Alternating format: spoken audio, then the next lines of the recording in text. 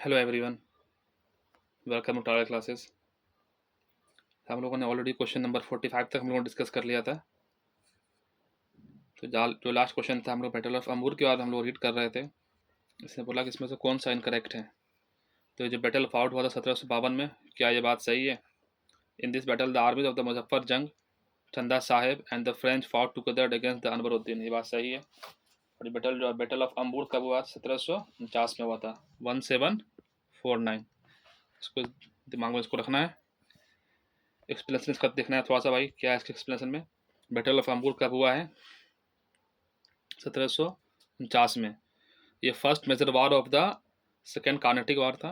और battle was initiated हुआ था मुजफ्फर जंग, और सपोर्ट किया था जोसेफ फ्रांसिस्को डुप्लेक्स, ठीक है। और लेड बाय द चंदा साहेब, जो कि sought to overthrow the Anwaruddin Khan, the nawab of the Carnatic, for supporting the Nasir Jung claim to be the Nizam of Hyderabad. In this battle army of Anwaruddin had to face defeat. Anwaruddin की army को defeat face करना पड़ा। Anwaruddin was killed in the battles and Chanda Sahib seize the control of the Carnatic, ठीक है। The battle of अमूर कब हुआ है? 1749। देखिए कुछ कुछ चीज़ डेट वगैरह आपको याद रखना पड़ेगा, उसका कोई और इलाज नहीं है। Who among the following was the first European to initiate the policy of taking port of the quarrels of the Indian princes with a view to acquire the territories? देखिए हम लोग देखते हैं ना कि जैसे कि डॉक्ट्रिन ऑफ लैप्स है ना, सब्सिडरी अलायंस, सब पॉलिसी हम लोग देखते हैं। लेकिन आपको जब आप रूट में जाएंगे ना, तो वो बंदा डुप्लेक्स था, ठीक है।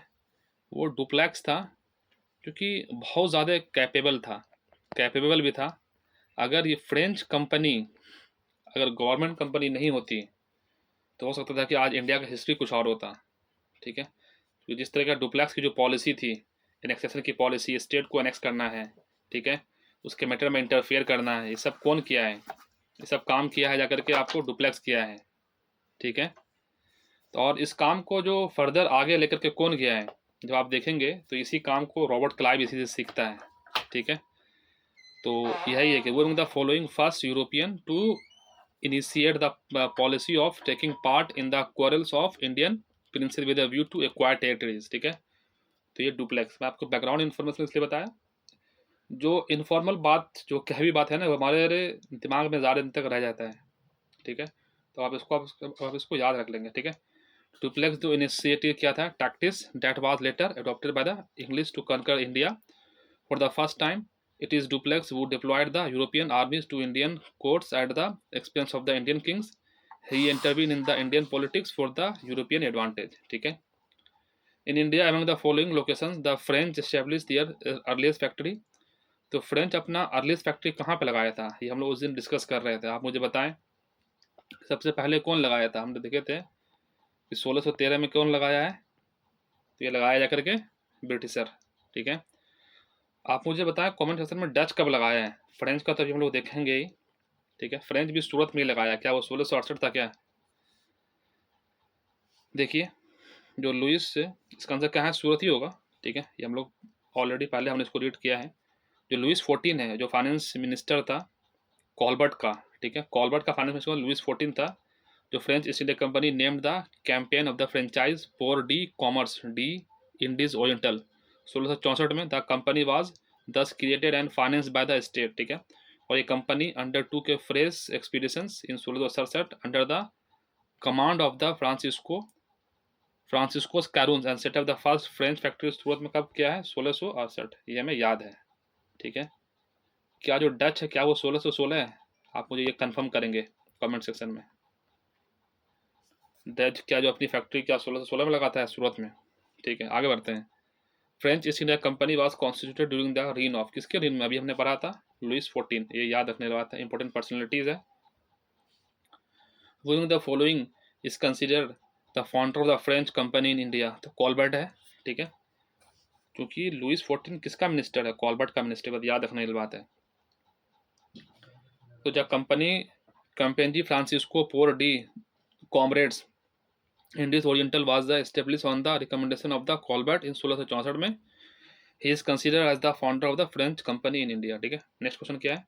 Which the following factories of Bengal was establish by the Dutch? इसका आंसर बी और सी दोनों है, चिंसूरा और हुगली दोनों जगह है, ठीक है। The first Dutch Dutch company in Bengal set up हुआ था पिपली 1627 में। A few day later the Dutch moves toward the Balasore from Pipli, Pipli से वो बालासोर चला गया। But the trade of the Dutch started in the Bengal in the 1635, लेकिन जो डच का जो आपको क्या बोलते हैं ट्रेड स्टार्ट हुआ 1635 में एंड कंटिन्यू टिल द 1656 तक वो कंटिन्यू रहा at a factory in Hooghly में। आफ्टर 1617 के बाद क्या हुआ, जो factory at Chinsurah village in गुगली Hooghly which was establish in 1653 में जो बना, ठीक है, become their importing trading point. ठीक है, बिल्कुल हो सकता है ना, पहले क्या था, फैक्ट्री का मतलब ऐसा नहीं कुछ फैक्ट्री बना रहा है, एक मतलब एक तरह का ये गोडाउन टाइप का है जहाँ पे अपना सामान ला के रख रहा है, और ताकि मतलब चोर चड़क्का जो है वो सबसे बचाया जा सके, और अपने उस सामान को अगर उसका एक मान लीजिए बारिश हो रहा है तो उससे मतलब बचा उचा कर आराम से रखा जाए। एक काइंड ऑफ फैक्ट्री का मतलब यहाँ पर एक काइंड ऑफ गोडाउन है, ठीक है, उस टाइप का मतलब बात हो रहा है यहाँ पर, ठीक है। और ये बार बार ये चेंज भी होता रहेगा, इसमें कोई बड़ी बात नहीं है, ठीक है। Important Hooghly was the establish in 1653 become their important trading points and options. It is clear that Dutch factories were established in Chinsura village of the Hooghly along with the Hooghly headquarters till the end of 17th centuries. और Dutch companies were established at Kasim Bazar, Patna, Dhaka. Patna में अगर आप देखेंगे ना तो जो पहला जो फैक्ट्री कौन एस्टेब्लिश करता है, देखिए इंग्लिश जरूर 1621 में ट्राई करता है लेकिन वो फेल हो जाता है, ठीक है। ये कौन है, 1632 में, ये डेट बहुत इंपॉर्टेंट है अगर आप बीपीएससी का एग्जाम अगर आप देख रहे हैं तो ये पटना में अपना ये फैक्ट्री एस्टेब्लिश करता है। आप मुझे बताएं कि वो कौन सा प्लेसेस था पटना में जहाँ पर डच ने अपना फैक्ट्री को एस्टेब्लिश किया था, बहुत फेमस प्लेस है, ठीक है। Dutch East India Company establish its factory at the Patna in which year, देखिए क्वेश्चन मतलब आ ही गया है, 1632, आंख बंद करके मारिए, ठीक है। डच जो है ईस्ट इंडिया कंपनी जो है enter Patna in 1632, however there is no clear authentic source of the claiming the establishment of the Dutch factory in Patna in 1632, although historians Om Prakash has given proof for the establishment of the Dutch factory in 1638। उतना नहीं मानना है, जो BPSC माना है हमको उसको मान लेना है, सीधा लॉजिक है, 1632 उसने आंसर माना है, आगे वाला क्वेश्चन के बाद 1632 रहेगा, खत्म बात। हिस्टोरियन क्या बोलता है उससे हमें ज़्यादा मतलब नहीं है, जो बीपीएससी ने मान लिया, जो भी कमीशन जिसका आंसर मान लिया भाई उस आंसर को आप याद कर लो, एग्जाम आपको निकालना है, तो सीधा logic. The Dutch East India Company establish factory Patna in which year, 1632, खत्म बात, बहस नहीं करना भाई। अब क्या है, डच फैक्ट्री दियर एस्टेब्लिशमेंट, अब देखिए बिलमपट्टनम, कराईकल, कोचिन, चिंसोरा, इसका आंसर क्या बता रहा है, देखिए इसका आंसर बी है, जो बिलीपट्टनम 1641, बिलीपट्टनम का है आंध्र प्रदेश, कराईकल पुडुचेरी 1645, कोचिन केरला पता ही है 1663, चिंसुरा वेस्ट बंगाल 1653। ये डेट याद रखिए, आगे पूछा जा सकता है। French fail to establish power in the Deccan because, क्यों भाई, क्योंकि इंग्लिश जो है स्ट्रॉन्ग आर्मी था, बिल्कुल सही बात है। डुप्लेक्स क्या कैपेबल नहीं, जनरल नहीं था, अरे भाई बहुत कैपेबल था भाई, क्लाइव वगैरह से ज़्यादा कैपेबल था, बट लेकिन पॉलिसी गवर्नमेंट की इसको खा गया, ठीक है। French were not liked by the Indian, ऐसा कुछ भी नहीं था। Puducherry was not strategic centre, बिल्कुल स्ट्रेटेजिक सेंटर था यार, ऐसा क्या बात कर रहे हो, लेकिन हाँ इंग्लिश के पास स्ट्रॉन्ग आर्मी थी तो वो जीतता है, ठीक है। One of the major cause of the French failure in India was their weak naval strength. According to the Voltaires, during the War of the Australian Succession, the French naval strength was reduced. मतलब कि जो क्या हुआ Australian war of succession में, क्या हुआ कि French का जो स्ट्रेंथ है वो रिड्यूस हुआ, so badly that he navy his that the navy had hardly any battle ships left in the 7 year war. On the other hand British had a strong naval force, ठीक है, ये याद रखने की बात है।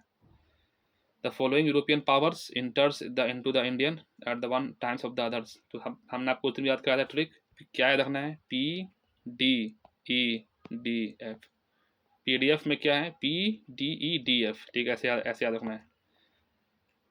सबसे पहले कौन आएगा भैया, पुर्तगीज आएगा, ठीक है, हमने पुर्तगीज लगा दिया, उसके बाद डच, उसके बाद इंग्लिश, उसके बाद डैनिश, नहीं है तो फ्रेंच हो जाएगा, ठीक है। आगे बढ़ते हैं, Portuguese, Dutch, English, Danish, French, आगे बढ़ते हैं। नेक्स्ट क्वेश्चन क्या है जी, 56वां क्या है, पुडुचेरी, गोवा, ट्रांक्विबार और साजार्स, ठीक है। तो कहाँ पर इसका करेक्ट आंसर क्या है भैया, तो पुडुचेरी किसके कंट्रोल में था, फ्रेंच के, पुर्तगीज गोवा, डैनिश के डैंस उसको ये ट्रांक्विबार, और ये सरदार जो सैट्रास किसके कंट्रोल में था, डच के कंट्रोल में, ठीक है। आगे बढ़ते हैं, identify the region from the where the European got base सोरा साल्ट पेर इन ओपियम, बस आंख बंद को याद है भाई, इसका आंसर क्या जाएगा, बिहार, ठीक है। यूरोपियन ऑप्टेन द बेस सोरा saltpetre opium from the Bihar, खत्म बात।